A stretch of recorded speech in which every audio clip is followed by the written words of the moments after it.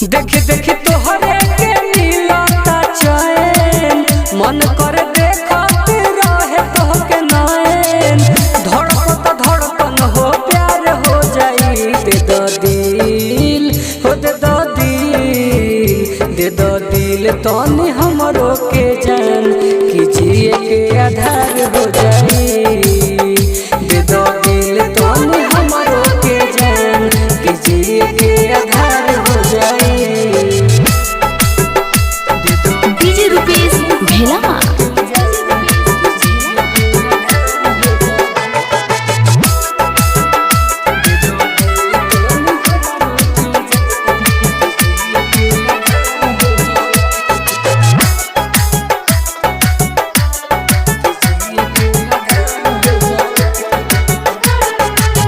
मारलू मुस्की तो खड़ा होला रोआ, लागला बोल जैसे दूधवा के खोआ। सुनो ना ए जान, मारलू मुस्की तो खड़ा होला रोआ, लागला बोल जैसे दूधवा के खोआ। गजबे बना दिहले तोहरा के खुदा, लगता लागल रहे उनहु पमुदा। गजबे बना दिहले तोहरा के खुदा, लगता लागल रहे उनहु पमुदा।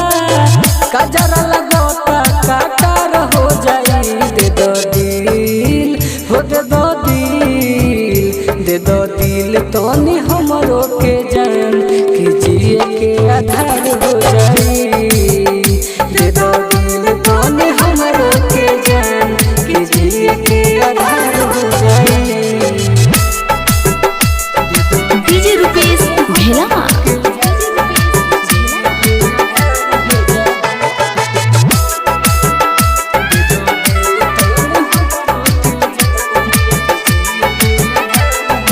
होम रिकॉर्डिंग स्टूडियो हरेराम चौराहा। गुडू गोलटेन कहे लाखों में एक हो, सब लोग पागल होई जाला देखो। सुनो ना,